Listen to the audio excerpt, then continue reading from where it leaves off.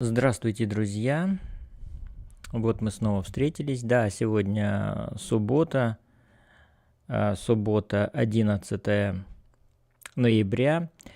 А, Это не понедельник, в который я провожу постоянно стримы, но сегодня решил провести в субботу, так как в понедельник будет Наташа у меня дома, и не совсем будет удобно проводить трансляцию, поэтому я перенес ее на сегодня. Итак, начну сразу с событий недели. Этот стрим у меня как раз специально сделан для того, чтобы рассказать о прошедшей неделе, что в жизни моей произошло. Но кто меня не знает и впервые присоединился к этой трансляции или открыл ее в записи, меня зовут Александр, я живу в Анапе, до этого жил в Чите. И в Анапе нашел очень много интересных занятий, в том числе и кино.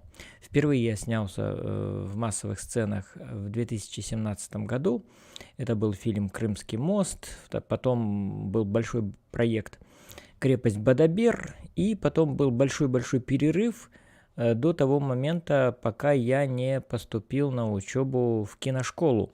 А потом, когда я уже учился и когда ее закончил, съемки у меня участились. И сейчас я вот в данный момент принимаю участие в съемках фильма, который снимает режиссер Мальвина Третьякова. Вот так вот весь у меня ноябрь, он проходит под знаком кино. Очень это приятно. Я когда начинаю так об этом размышлять, то думаю, какой же все-таки я баловень судьбы. Чего хочу, того, в общем-то, и добиваюсь. Не то, что добиваюсь, как это добиваюсь? Все происходит как-то само собой, я никуда на рожон не лезу никогда. И этот проект я тоже как-то не особо в него, так скажем, планировал попасть и стремился, потому что он в основном актеры снимаются молодые, практически дети. Куда мне там в моем возрасте куда-то лезть, да? Но тем не менее попал в июле еще. В июле мы ездили на пробы, на локации, в те места, где будет сниматься фильм. У Мальвины вот такая методика, значит, съемок. Она сначала ищет локации, потом делает репетиции. На репетиции она практически проигрывает все моменты, которые будут уже в фильме. То есть она практически делает такой черновой вариант фильма, только без костюмов. Ну, только, может быть, какие-то там детали, близкие к образу. Не обязательно костюм надевать на репетицию. Вот вчера я был на очередной репетиции, а вообще у меня, значит, вот здесь календарь висит, вернее, расписание 4, 5, 10, 7, ну и 1, вот эти дни я все занимаюсь этим кино, из них были 2 съемочных дня и остальное репетиции. Вчера вот я тоже был на репетиции. Дело в том, что я-то исполняю роль в фильме отрицательного персонажа, и у меня, несколько сцен, где я участвую, и все эти сцены, они такие тяжелые, страшные, можно сказать. И поэтому, вот так вот. Я как попадаю на репетицию или на съемки, и всегда это что-то такое, как бы неприятное, такие острые и трагические моменты в этом фильме. У меня вот такая роль мне досталась. И фильм посвящен подвигу комсомольцев в Великой Отечественной войне. Место действия здесь, в Анапе. И, конечно, я вот так думаю, когда фильм выйдет, это будет полнометражный фильм, который планируется показывать в кинотеатрах. И когда этот фильм выйдет, конечно, там, я думаю, будут чествования актеров, какие-то награждения, может, даже премии, но только не меня. Потому что я не знаю случаев, когда каких-то отрицательных героев как-то поощряли, да, ну, вот такая участь у меня. Что делать?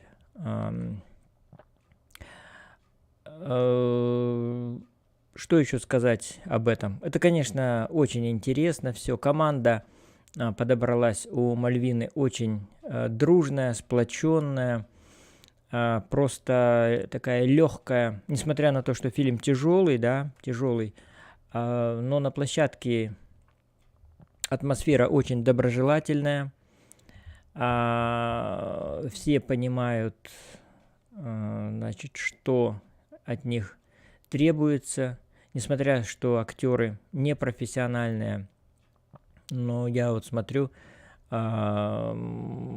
очень так здорово получается. Мальвина еще мастер монтажа, и она показывала на своем смартфоне уже отмонтированные сцены. Ну, получается очень-очень хорошо. Она буквально ткет вот эту киноленту, да, из вот той массы дублей, которые она делает. Она делает очень много, она делает всякие планы, много уделяет места деталям, глазам. У меня роль, она такая молчаливая, я все делаю молча, я там стараюсь что-то говорить, да, но это, кстати, не возбраняется, когда актер что-то привносит в сценарий, вот, поэтому мне Мальвина ни разу не сказала, чтобы я как бы свою отсебятину прекратил, да, нет, наоборот, она поощряет, если ей объяснить, что что-то там сделать необходимо, какое-то действие, она прислушивается, включает, иногда находки прямо вот возникают интересные прямо на съемочной площадке, когда они получаются сами собой, исходя из вот материала сценария и постановки сцены. Очень хорошо. Но в связи с этим, всем привет, 5 человек, хотя сегодня не запланированная встреча, но тем не менее вот собрались 5 человек, поэтому я всех приветствую. Здравствуйте, друзья, задавайте вопросы, на все отвечу. Сегодня у меня есть желание с вами очень так поговорить по душам. Так вот, доброжелательная обстановка, все интересно, все увлекательно, и мне очень нравится этот процесс. И просто я вот сам даже не верю, что я участвую в этом съемочном процессе, и еще будут много-много дней. Вот ближайшая съемка будет 13 числа, очень будет много задействовано актеров. Мы поедем на природу, в горы, в леса анапские, там, где во время войны разворачивались действия. Ряд сцен будут сняты и снимаются в тех местах, где проходили реальные события. И вчера вот мы с Мальвиной разговаривали, она говорит, что это очень важно, потому что ну вот то место, где происходили эти события, оно уже играет на восприятие этой картины зрителям. Вот, даже вот так. Ну и, конечно, передается актерам. И у сцены получается такой вот дух того времени, и который передается потом при просмотре. В общем, видите, интригую вас. Ну, что делать? Все рассказывать не могу, хотя другие участники съемок, они рассказывают об этом больше и подробнее, и это, в общем-то, можно найти в интернете. Но я не говорю даже о названии фильма. В общем-то, зная имя режиссера Мальвина Третьякова, вы легко найдете информацию и о ней, и о снимаемом фильме.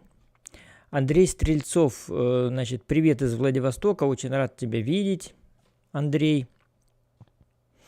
Андрей, тема сегодняшнего разговора, да, помаленьку обо всем, но в основном о том, что произошло со мной на прошедшей неделе.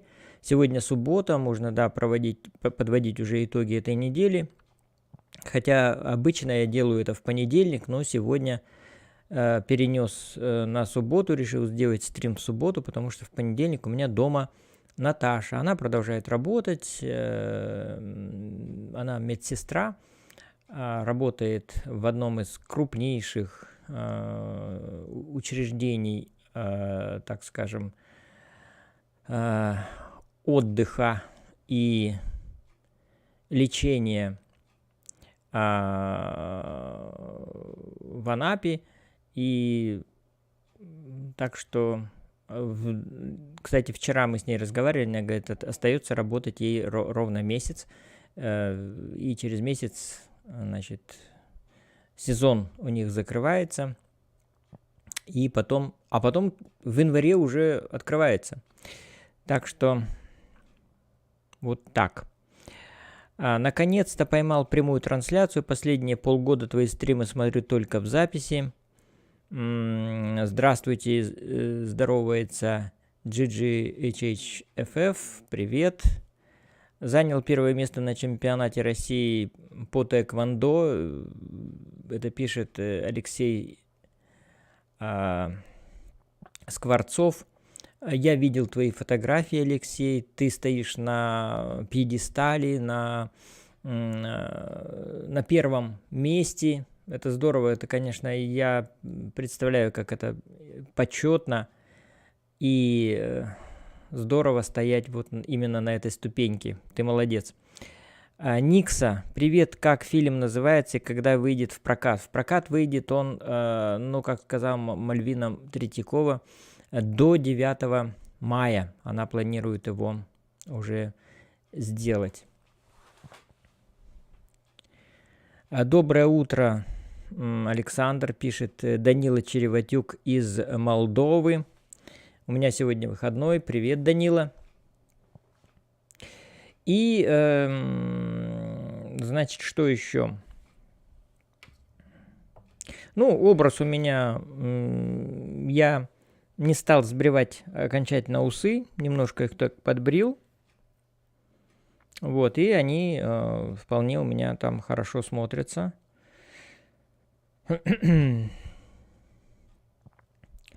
Это вот про кино. И еще раз про кино скажу, что нас собирала Анастасия Корезина. Это та девушка, которая и благодаря которой я и опять соприкоснулся и соприкасаюсь с кино. Она в этом году, да, открыла курсы киноактеров, и сейчас она вот-вот должна открыть второй поток, и она приглашала нас, вот старых, как говорится, своих студентов на встречу. Встреча проходила в новом помещении киношколы. Это Коралловый переулок в Анапе. Я первый раз там был. Там еще не до конца сделан ремонт, но помещение очень хорошее. Оно больше, чем прежняя киношкола. Там будет очень такой хороший зал, будет сцена, будут, значит, вот сейчас, там устанавливаются сейчас фермы для освещение, будет занавес. Ну и все там будет, но не в этом дело. Мы собирались по поводу нашего фильма, который снимали в июле на выезде. Все лето, ну, вернее, не все лето, а, ну да, лето и осень фильм пролежал, никто к нему не прикасался, и вот теперь настала пора им заняться, начинать монтаж. Мы просматривали материал, сидели, ну, не все, конечно, пришли, но было все равно приятно увидеть своих однокурсников, тем более у одной из них был день рождения, как раз в день встречи, и она принесла всякие вкусняшки. Всегда приятно, конечно, пообщаться, ведь и киношкола, да и любая школа, это всегда и расширение круга знакомств, и мы уже встретились как родные. Очень, конечно, было приятно пообщаться. Так вот, мы просматривали материал, который отсняли летом, и вносили изменения в сценарий. То есть, ну, когда фильм снимается, бывает, что меняется текст. Ну, вот текст, который написан в сценарии, его как-то трудно, или актеру конкретному трудно произнести, или он как таким-то образом упрощается, или какие-то фразы выбрасываются, или добавляются новые фразы. И вот мы просто сверяли сценарий с тем, что вышло по факту. Именно находили те дубли, которые самые удачные, и просто приводили в соответствие сценарий с тем, что зритель увидит на экране. Вот такую работу мы проделали. Потом, значит, будет у нас, ну, не у нас, вернее, ну, в принципе, да, у нас. Потом будет монтаж, потом будет, как выражается Настя, специалисты будут красить фильм, ну, то есть будут его приводить в соответствие, ну, вот эти вот именно цвет, да, который мы привыкли видеть в кино, и вот эта вот синематографичность вот этой картинки, да, будет сделана. Кстати, вот когда последние съемки у нас проходили, «Пираты 21 века», фильм, я там участвовал тоже, и я еще удивлялся, вот как так, вот снимается сцена, да, и она начинается в утреннем еще сумраке, потом снимается днем при ярком солнце, потом она снимается в дождь, потом она же продолжает сниматься, когда уже вечереет, и практически когда уже опять вечерний сумрак, а сцена все одна. И, ну, я не крупный специалист в кино, но я думаю, как раз потом, вот уже в процессе производства фильма, как раз вот эта вот покраска фильма, она и служит для того, чтобы выровнять фильм по освещенности, по цвету, когда снимаешь ты при солнце или в сумраке, или в дождь, все на экране будет смотреться, как будто бы все это снято вот, допустим, сцена длится 10 минут, там, да, или 5 минут, в кино же такой быстрый жанр, вот, снимается целый день, а на экране это может быть несколько минут, поэтому все это вот зритель не должен увидеть, что это снималось в разное время суток. Вот такая магия кино. Так вот, значит, фильм наш будет покрашен, потом будет музыка подобрана, уже люди занимаются музыкой, будет какая-то музыкальная тема. И самое интересное, мы будем его переозвучивать, потому что мы звук что-то записывали, что-то не смогли записать, потому что мешал ветер или подводила аппаратура. И вот Настя говорит, что мы потом поедем в Новороссийск, в специальную студию, и там будем наш фильм озвучивать. Мне это всегда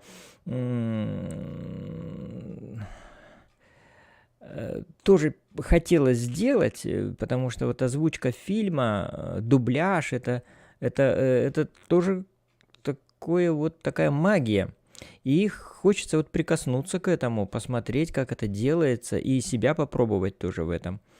На озвучке можно там даже поменять.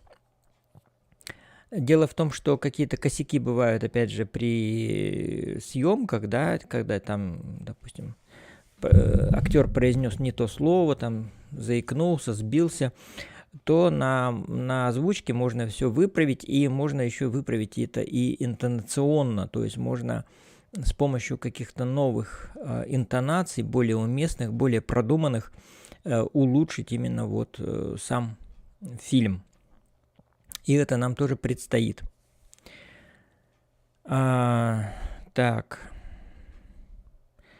На кого бы вы посоветовали поступить? Ну, что тебе нравится в жизни, на того и поступай, этому и учись. Это Алексей спрашивает, Скворцов. Андрей Стрельцов говорит, у тебя, Александр, был бы интересный типаж, если усы сделать, как у Чарли Чаплина. Ну да, наверное, можно было, но сейчас уже поздно. Поздновато, конечно, но ничего. Может быть, в следующем фильме сделаю, как и у Чарли Чаплина. Я думаю, Мальвина будет еще снимать, потому что она живет в Анапе. Она очень творчески интересный человек. И я думаю, будет она что-то снимать, и, может быть, я еще пригожусь. Опять же, лезть на рожон не буду, но буду всегда рядом, как говорится.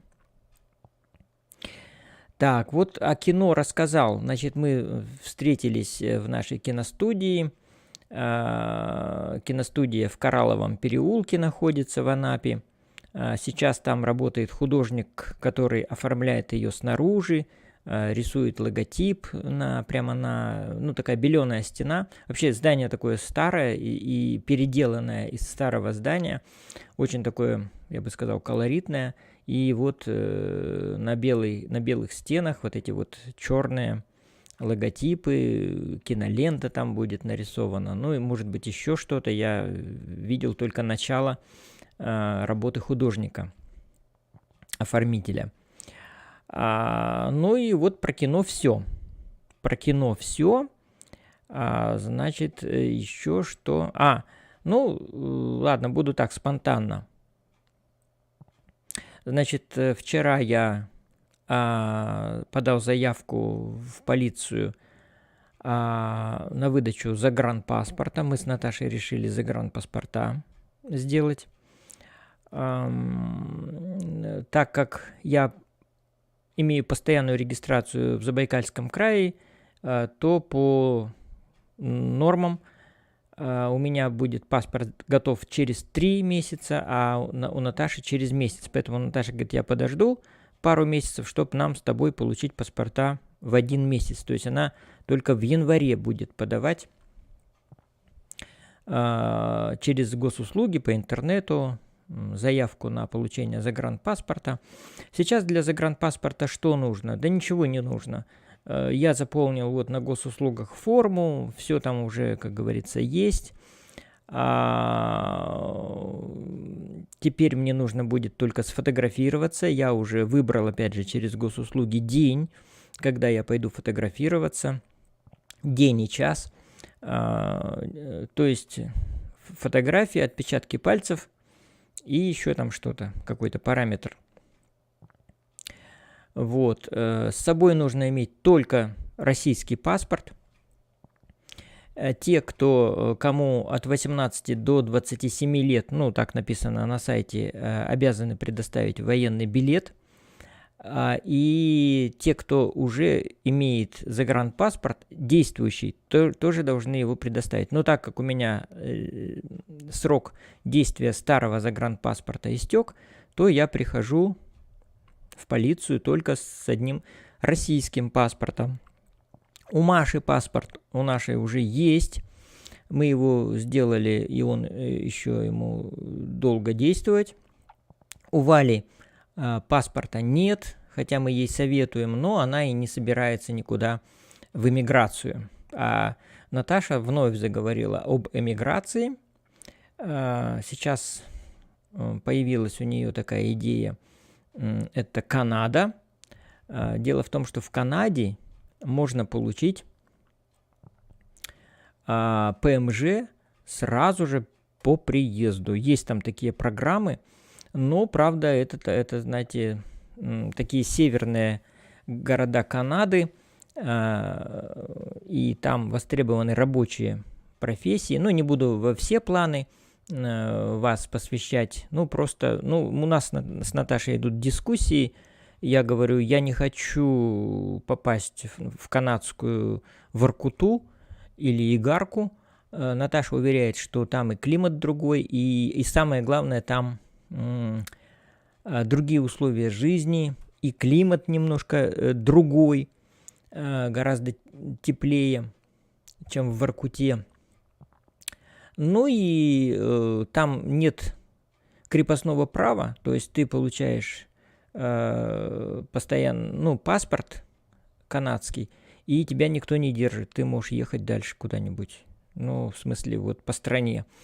Также мы изучали с ней сайт Relocats. Те, кто вот тоже меня смотрит и собираются, может быть, куда-то уезжать из России, я сейчас вам покажу, как он выглядит, этот сайт. Так, сейчас, подождите.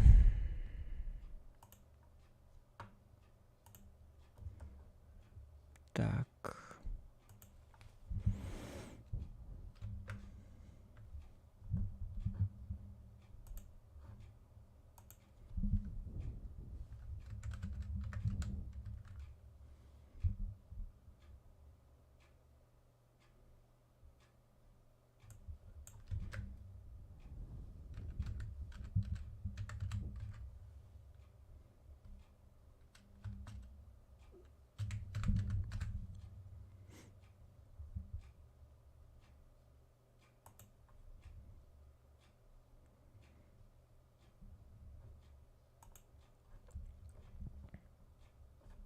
Сейчас запущу VPN.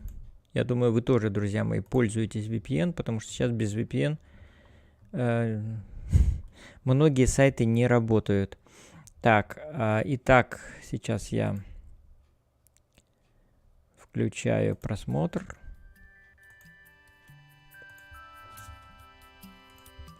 Вот этот сайт, он называется, смотрите, Relocats.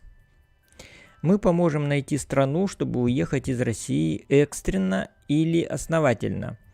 Ну и здесь вот есть легко. То есть вводите название страны, и есть такой квест. То есть что у вас, какая цель или что у вас есть и куда вам лучше уехать. Вот смотрите, виза цифрового кочевника, у меня нет загранпаспорта, есть загран, но нет виз. Доступно. И вот то, что вас интересует в первую очередь. Доступная медицина, низкие цены на жизнь, переезд с детьми, теплый климат, легко добраться, простая легализация, не нужно знание иностранного языка. Я не знаю, что вам выбрать. Допустим, низкие цены на жизнь. И смотрим, где это. Аргентина, Армения, Бразилия, Грузия, Египет, Индонезия, Кыргызстан, Казахстан, Мексика, Сербия, Турция, Таиланд, Узбекистан, Черногория, Эквадор, Азербайджан, Шри-Ланка. Вот. Если просто назвать, допустим, название страны Канада, кстати, тут этой программы нету. Тут не все. Вот программа северных территорий Канады здесь отсутствует на этом сайте, но тем не менее вот есть форумы, чаты, где можно пообщаться с людьми. И тут все написано, не буду вдаваться. Просто запомните, друзья мои, кто собирается уезжать из России, что есть такой сайт, и что он помогает в подборе страны, куда вы хотите релоцироваться. Так, Виктория Андрейченко. В Чите тепло сегодня. Ну, сейчас по всей Европе тепло. И, кстати, в Анапе тоже до сих пор тепло. Еще нет, вот вчера мы репетировали, и я выходил, мы на улице репетировали. Сначала в здании, потом на улицу вышли. И я был в одной футболке. Вот, так что в черной футболке. Так что в Анапе теплынь стоит, друзья мои, тепло, хорошо. Солнышко светит. Так, значит, про загранпаспорт рассказал. Про съемки в кино рассказал. Что еще рассказать? Значит, по моей книге, ну, книга «Очерки», второй том вышла. Книга «Проза» я пока приостановил работу, потому что нет времени заниматься сейчас прозой, потому что это нужно погружаться тоже в тему, в текст, в мысли. Ну, можно это и отложить, что я и сделал. Я продолжил делать иллюстрации, но сейчас, в общем-то, я уже почти все иллюстрации сделал. Сейчас я просто балуюсь. И вот из такого баловства, сейчас я тоже вам покажу, я сделал вот 7 ноября, в красный день календаря, бывший красный день. Сейчас он черный, да, его, значит, некоторые считают черным днем, другие продолжают считать красным, но это дело уже убеждений. Так, и сейчас я вам покажу, я сделал для этого, ну, опять же, я ВКонтакте, и кто ВКонтакте подписан на меня, они это уже знают. Так, сейчас мы включаемся. Итак, вот эти рисунки. Я сделал несколько таких иллюстраций просто вот к этому дню. Вот смотрите. Это называется «Ленин дарит мальчику сахарного петушка». Эта картина называется «Ленин, который разогнал грозовые тучи».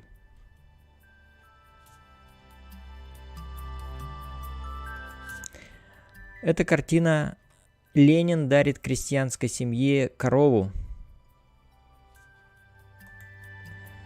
Ленин зажигает лампочку в крестьянской избе.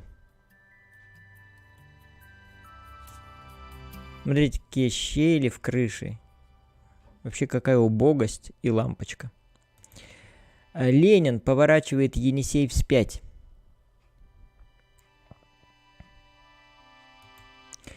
Ленин демонстрирует рабочим радиоприемник.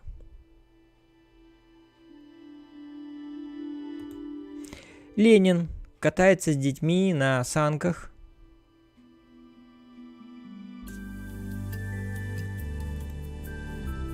Ленин угощает английского писателя Герберта Уэллса чаем. И последний рисунок – кающийся Ленин. То есть Ленин раскаивается в своих злодеяниях. Мне очень нравится здесь именно, смотрите, вот эти вот красные кровавые пятна, которые проступают сквозь его кожу. Да, он как такой комар-кровосос, который насосался крови. И вот он аж светится. Ну вот знаете, что, да, комары на свету светятся кровью, вот этой, которую они высосали. И вот здесь вот именно вот тот же эффект. Так, друзья, ну что еще? Так, жду от вас вопросы.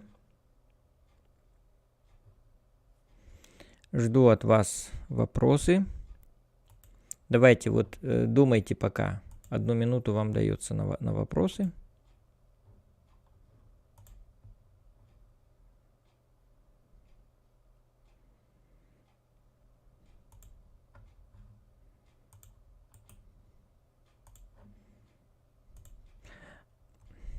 А я, знаете, сейчас что делаю? Я сейчас захожу в Одноклассники и помещаю туда ссылку вот на эту трансляцию.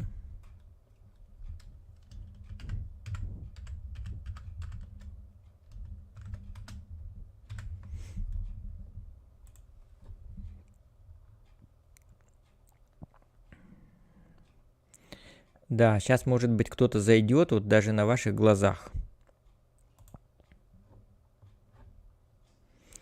Ну, вот Виктория Андрейченко говорит про погоду. Да, в Анапе сейчас погода тоже стоит благоприятная, хорошая.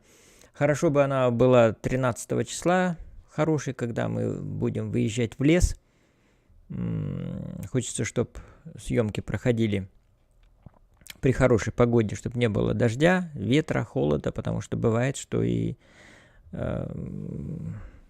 очень неприятный ветер бывает в Анапе. Александр, а при переезде на ПМЖ за границу у тебя сохранится военная пенсия? Да, есть, кстати, страны, и вот они на вот этом сайте Релокац есть, где сохраняется российское гражданство. Вот в том числе и, вот я сейчас опять открываю Релокац.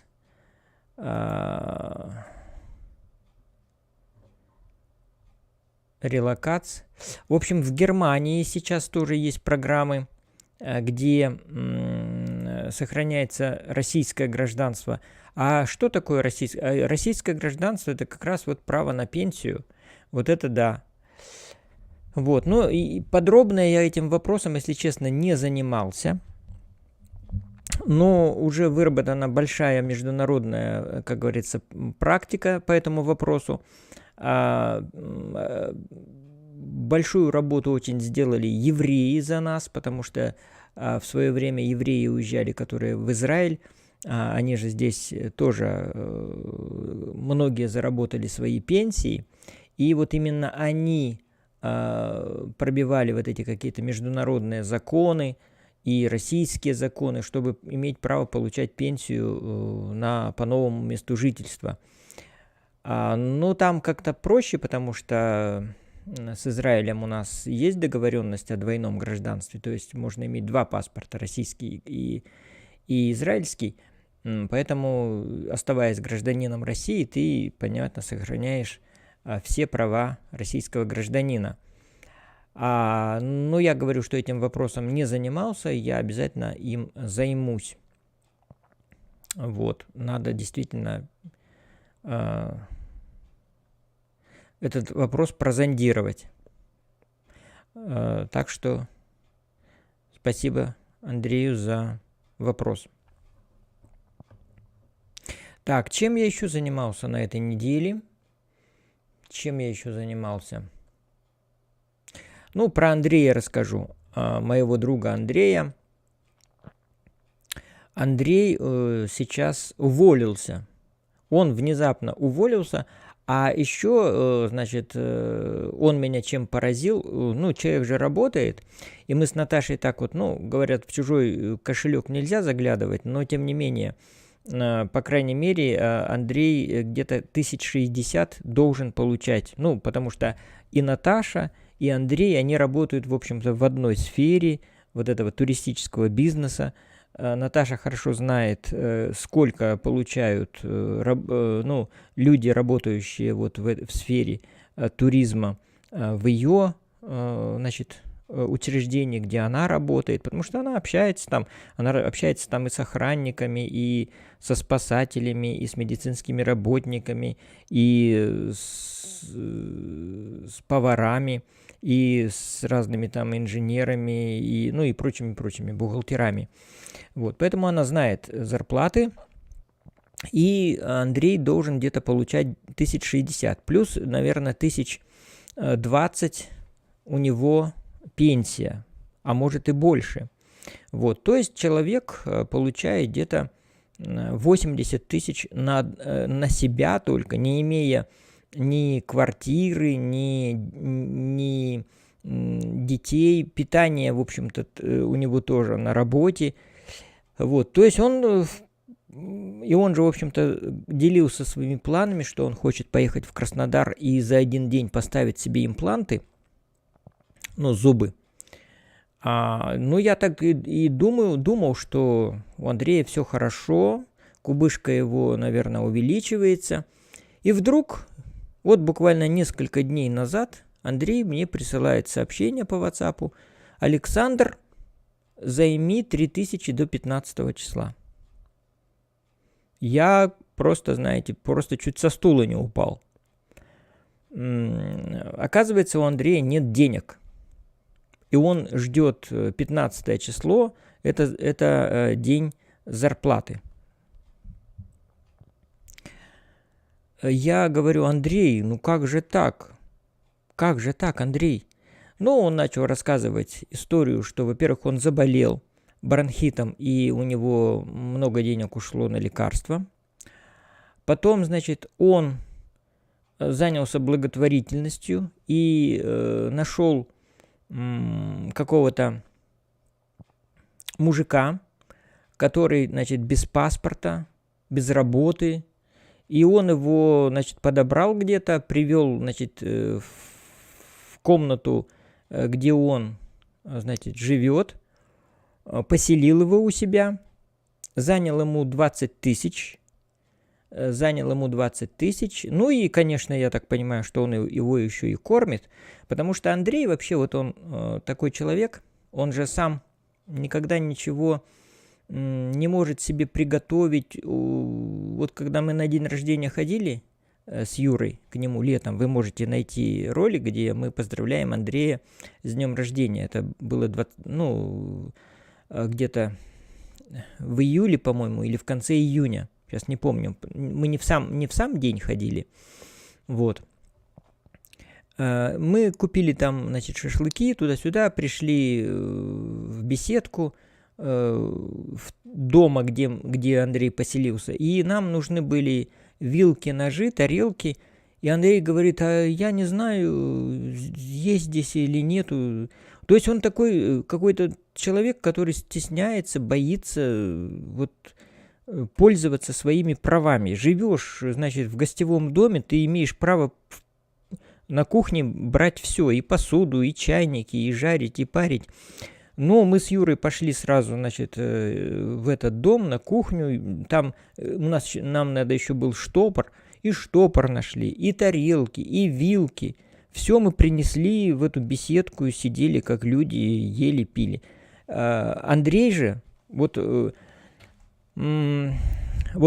обычно как присылает фотографии, когда у него какой-то там праздник или выходной. Вот он присылает фотографию. На фотографии он говорит: вот сегодня мой обед или ужин.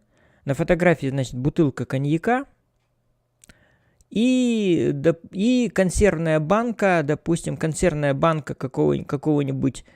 перловой каши со свининой, вскрытая просто, как? Не просто консервным ножом открыта, а просто пробита какая-то дырка, как ломом пробивают, и я не знаю, чем он ее пробивает, эту дыру, и он там достает ложкой или там еще чем-то, или вилкой, оттуда эту кашу. Вот его ужин. То есть он не может. Я ему всегда говорил: Андрей, ты купил, да, за 200 рублей эту банку, допустим, тушенки, да. Я говорю: а за 200 рублей ты бы мог купить, полкилограмма или даже 1,5 килограмма просто фарша, мяса в магазине. И тебе бы это хватило на несколько дней, чем ты купил. Неизвестно, там мясо-то есть в этой тушенке или нет. В общем, как-то всегда ему такие банальные истины говоришь, и он кивает, но ничего не понимает. Продолжает жить. И у него, он нашел этого, мужика, У того паспорта нет, Андрей ему помогал восстановить паспорт, а это, видимо, тоже нужны были какие-то деньги ему там на фотографию туда-сюда, не знаю, там пошлины. В общем, он сейчас вот опекает этого какого-то мужика. Возможно, Андрей его и кормит, и поет. Это уже бывало не раз. И такие знакомства, они, конечно, до добра не доводят, потому что у Андрея было уже несколько случаев, когда вот он также кого-то находил, и потом этот человек его обирал или вместе с картой банковской скрывался, или телефон, или там еще что-то. Ну, в общем, вот так вот. И Андрей ведь не пойдет там заявлять в полицию. Вот. Он... Так что... И вот Андрей, значит, написал мне буквально вчера, что он уволился, получил расчет, вернул мне долг, который я ему отправлял. И не знаю, если сейчас он, получил какой-то расчет, то надолго ли ему хватит? Надолго ли хватит? Мне кажется, у него денежки-то... Да не то, что кажется, а это так. Денежки у него не держатся. Как думаешь, на российскую пенсию и сдачу жилья в найм можно прожить за границей? Или есть страны, которые выплачивают пособия, на которые можно долго жить? Ну, я считаю, что когда человек переезжает за границу, он начинает жить по тем законам, которые там установлены. Допустим, минимальная заработная плата в Канаде, по-моему, Наташа говорила, там $1500. Минимальная. Вот. В месяц, я так думаю, да? Я сейчас наблюдаю за каналом моего земляка. Его зовут Павел. Он переехал в дорогой штат Америки, Калифорнию, и в дорогой город Лос-Анджелес. И он там живет. Вот смотрите, я сейчас тоже вам попробую найти, навскидку. Канал у него называется «Такая жизнь». Вот сейчас я буквально найду сначала, а потом вам покажу. Так, сейчас.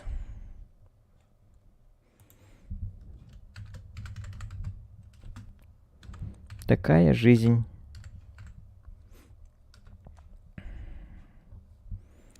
Да, я уже нашел. Сейчас включаю показ.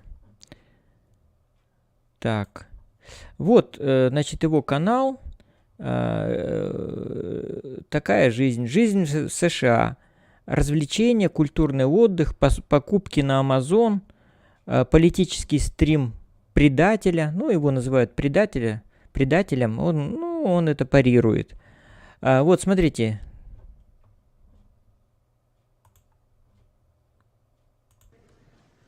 Я сейчас не подхожу, каждую вот так вот снимать. Как называется, кто нарисовал, это, конечно, много времени займет. Чисто вот просто посмотреть на сами картины.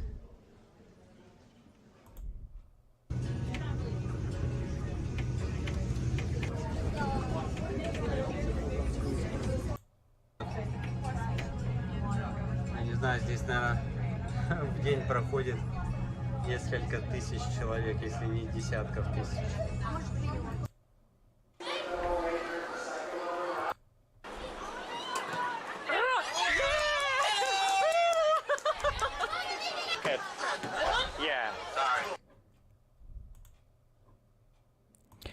В общем, человек живет в Америке уже, по-моему, года 2 он живет. Он купил себе автомобиль, купил жене автомобиль. Причем денег у него не так много. Он жил в Чите, сначала переехал в Калининград, потом в Калининграде пожил, наверное, год, продал там квартиру и переехал в Америку. А вообще он железнодорожник по образованию. Жена у него, по-моему, учитель английского языка, поэтому как-то вот с английским полегче. Но жена у него сейчас не работает в Америке. Работает он один, а он работает доставщиком пищи, доставщиком еды. Вот, получает он $250 в неделю, и на эти деньги он вполне себе так живет. У него 2 детей, 2 мальчика, жена. Он снял квартиру достаточно такой большой площади, даже не квартиру, дом. Дом там у него, значит, и есть вот этот задний двор с барбекю, значит, где там, ну, я сказал, что у него 2 машины у них в семье, дети учатся в школе, и он все рассказывает. Вот человек, который переехал в другую страну, вполне себе живет. Вполне себе живет, рассказывает. Там много наших соотечественников, они встречаются, общаются. Вот этот ролик я сейчас вам показал. Человек, значит, находит деньги и на отдых. Вот он в какой-то парк развлекательный посетил. В общем, он все рассказывает. Он рассказывает трудности. Вот он недавно припарковался неправильно. Припарковался на велосипедной дорожке. Ну, буквально на минуту. Что-то он там, надо было ему притормозить, он остановился. А сзади стояла полицейская машина. Он говорит, я поехал и вижу, говорит, сзади за мной едет полицейская машина с включенными маячками. И вообще тишина такая. Они ничего не говорят. Он говорит, я понял, что я накосячил. Он остановился. Вышел, значит, полицейский, сказал, что вы нарушили правила дорожного движения, и дал ему квиточек, чтобы он пришел в определенный день и час в суд, где судья рассмотрит дело об этом правонарушении и вынесет решение о наложении штрафа, а может быть и оправдают. И вот он рассказывал, как он искал этот суд, как он, значит, он язык-то знает не очень хорошо, не в совершенстве, тем более юридические термины. Вот. Он пришел в этот день, в назначенный в суд, искал, где будут его судить, не нашел, значит, на табло, там такое табло, где все судебные рассматриваемые дела в этот день высвечиваются. Оказывается, его в базу полицейский не занес. Полицейский как бы накладывает, ну, встречает правонарушение на улице, выписывает штраф и заносит сразу нарушителя в базу, и потом вот, в общем, все очень хорошо, быстро, и России бы так перенять этот опыт. Вот. Но, тем не менее, бывают и там косяки. То есть полицейский его не занес в базу, и в суде ему сказали, ну, теперь вот смотрите, следите теперь, вот будьте частым гостем в суде, потому что полицейский может вас занести в базу хоть сегодня, хоть завтра, хоть послезавтра, вы в нее попадете, и будет назначен новый день, значит, рассмотрение вашего дела, и если вы не явитесь в этот день, то санкции будут, как говорится, увеличены. Вот, поэтому он говорит, ну что делать, буду вот ходить каждую неделю смотреть в этот суд. Не знаю, как у него сложилось, заплатил ли он штраф. Ну, кому интересно, можете заходить на канал. Канал называется «Такая жизнь» и смотреть, как у него дела, у Павла. Лос-Анджелес примет Олимпийские игры. Да, здорово. Вы знаете, где можно снять квартиру или дом на длительный срок? В Анапе, что ли? Ну, не знаю. Я, если честно, не знаю, но в Анапе полно. Зайдите на суточно.ру или на любой другой сайт, агрегатор какой-то, и там выбирайте квартиру хоть на длительный, хоть не на длительный. Вот. Кстати, квартиру моего приятеля Алексея снял один человек на длительный срок. Вот пока на 2 месяца, до 31 декабря снял у Алексея квартиру он. Вот. В нашей квартире сейчас никто не живет. Вернее, живет Валя, старшая дочь. Она решила пожить отдельно. И вот на зиму решила там проводить время. Так. Ну вот, 5 минут осталось до конца нашего стрима. Если у вас есть какие-то еще вопросы, то спрашивайте. Что еще? Про Канаду надо у Наташи, кстати, спросить вот этот сайт. Она же тоже не из пальца высосала, а все-таки тоже смотрела какое-то видео и про эти вот северные города Канады. Вот, но я как-то склоняюсь, конечно, к странам, где можно говорить на английском языке. Не зря я его сейчас изучаю. Английским я занимаюсь каждый день, 15-20, иногда полчаса, но каждый день. Я специально ничего не заучиваю, не зубрю, это не мой метод.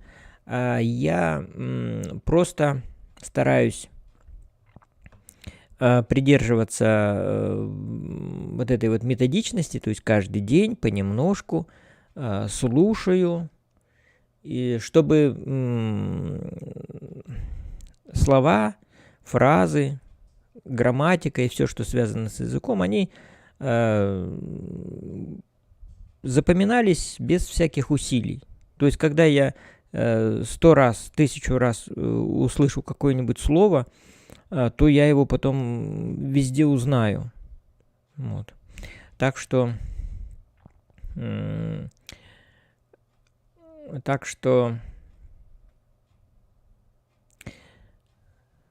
это тоже очень интересно. Тоже очень интересно учить языки. И может быть, мне пригодится. Может мне пригодится. Учить я его начал без всякой мысли о каком-то переезде. Просто Маша изучала у меня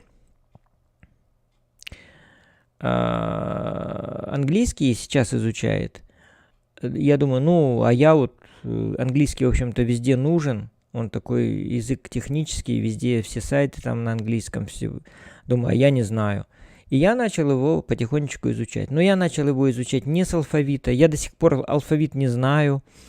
Вот эти вот сочетания английских букв мне показалось очень скучным и сложным.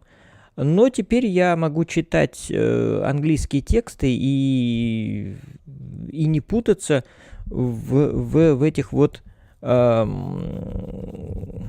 Я даже не задумываюсь, как читается сочетание каких-то букв, да? Я уже просто вижу слово, знаю, как оно читается, что оно значит, без всякой там вот такой вот мысли о том, что это вот сочетание читается так, это сочетание эдак. Вот. То есть у меня вот такая методика. Просто я много-много-много читаю английских фраз, много слушаю. Ну, у меня, конечно, проблемы с восприятием еще. Ну, по крайней мере, когда я сейчас включаю какие-то новости английские, то я уже могу слышать каждое слово. Вот каждое слово. Если раньше у меня вот этот вот английская речь был сплошной какой-то непонятный поток, сейчас я, если я внимательно сосредотачиваюсь, то я слышу каждое слово, которое произносит, допустим, диктор каких-то англоязычных новостей. Часть слов я перевожу, уже могу как-то уловить смысл. Читаю тексты я уже вполне так нормально. У меня есть подписка на английскую газету Guardian. Потом я читаю телеграм-канал Семена Бойкова, который живет в Австралии. Вот. И я теперь, в общем-то, даже не пользуюсь переводчиком. Я сразу читаю новости и знаю, что там Семен пишет о чем. Вот так. И вот наша ссылку, да, я оставлю. Я оставлю ее в комментариях, потому что сейчас уже заканчивается наш стрим. Всем, друзья мои, спасибо. Всем мира, благоденствия, здоровья. Общайтесь между собой. Не забывайте звонить своим родителям, приходить к ним в гости. Любите своих бабушек и дедушек, расспрашивайте их о прошлой жизни. В общем, наслаждайтесь этой жизнью. Наслаждайтесь, друзья мои. Всего доброго. Пока.